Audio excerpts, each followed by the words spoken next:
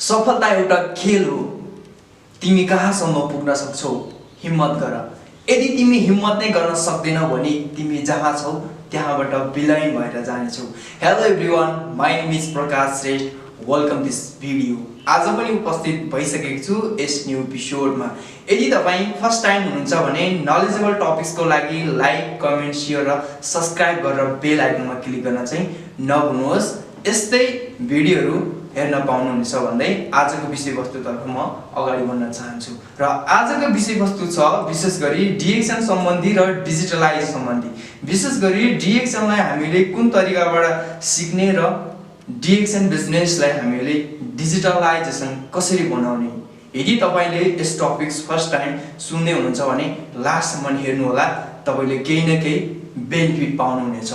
Hello everyone, welcome this video. आज पनि उपस्थित भइसकेको छु यस न्यू भिडियो लिएर।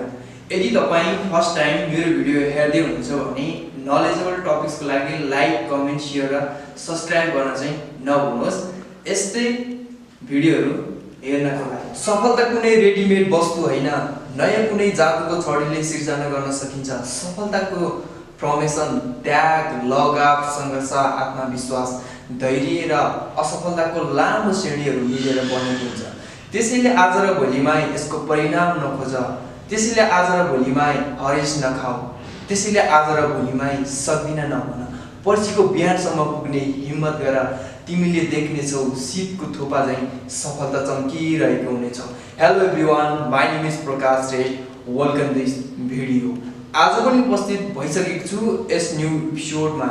यदि तपाईं फर्स्ट टाइम मेरो च्यानललाई हेर्दै हुनुहुन्छ भने नलेजेबल टपिक्सको लागि लाइक, कमेन्ट, शेयर र सब्स्क्राइब गरेर बेल आइकनमा क्लिक गर्न चाहिँ नभुल्नुहोस्। यस्तै अपलोडेड भिडियोहरू मिस हुन पाउने छैन भन्दै आजको विषयवस्तुतर्फ म अगाडि बढ्न चाहन्छु। आजको विषयवस्तु छ विशेष गरी DXN भनेको के हो र DXN हाम्रो जीवनमा किन आवश्यक छ।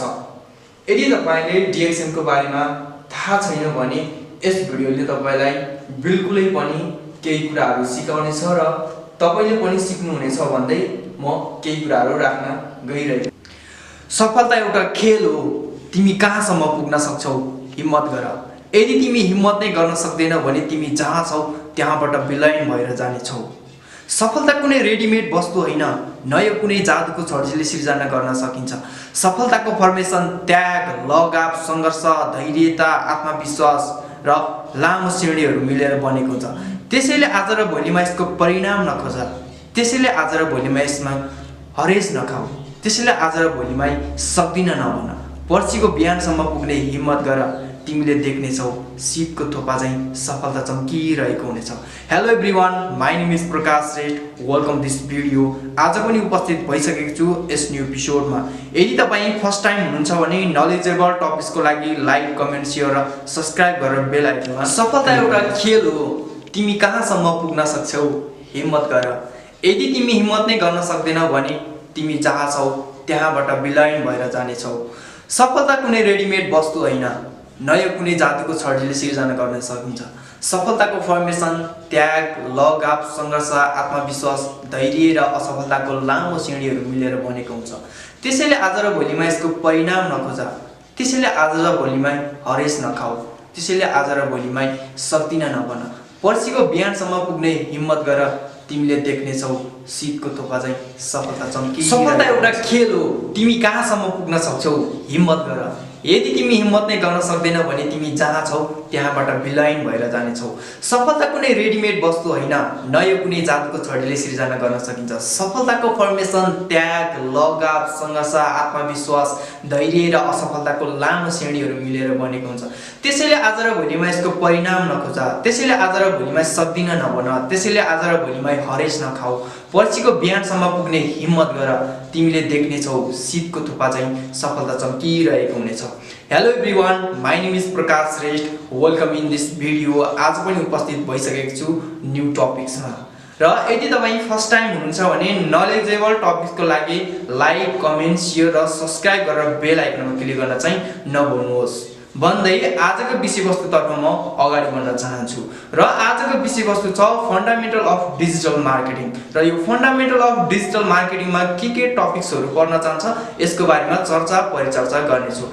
सबैभन्दा पहिला तपाईले चाहिँ what is the digital marketing भन्ने कुरा चाहिँ सिक्न पाउने हुनेछ। सेकेन्डमा चाहिँ तपाईले what is type of digital marketing र थर्डमा भनेको चाहिँ व्हाट इज इन्टरनेट मार्केटिङ र त्यसपछि भनेको चाहिँ व्हाट इज एफिलिएट मार्केटिङ र त्यसपछि भनेको चाहिँ different between digital product and the physical product र त्यसपछि भनेको चाहिँ what is successful formula of online business र त्यसपछि भनेको चाहिँ व्हाट इज ट्राफिक र त्यसपछि भनेको चाहिँ what is type of traffic र त्यसपछि भनेको चाहिँ व्हाट इज फनल र त्यसपछि भनेको चाहिँ व्हाट इज कन्भर्जन र त्यसपछि भनेको चाहिँ how to use Facebook for business purpose र त्यसपछि भनेको चाहिँ how to create potential customer र त्यसपछि भनेको चाहिँ how to generate potential customer। सफलता एउटा खेल हो, तिमी कहाँसम्म पुग्न सक्छौ हिम्मत गर। यदि तिमी हिम्मत नै गर्न सक्दैन भने तिमी जहाँ छौ त्यहाँबाट विलयन भएर जानेछौ।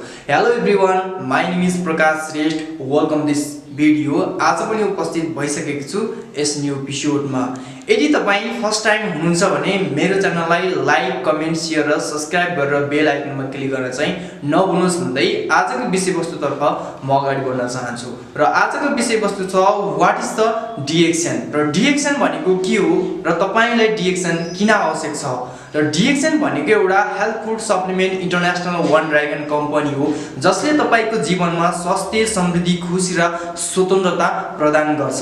र DXN कम्पनी 1993 मलेसियाको केरा भन्ने ठाउँबाट इस्टाब्लिश भएको हो। यसको फाउन्डर डाक्टर डाक्टर लिम सियोव जिन हो जसले 10 वर्ष रातो च्याउको विषयमा रिसर्च गरेर आज वर्ल्ड वाइड भरि 217 वटा कन्ट्रीमा चाहिँ DXN सर्भिस उपलब्ध छ।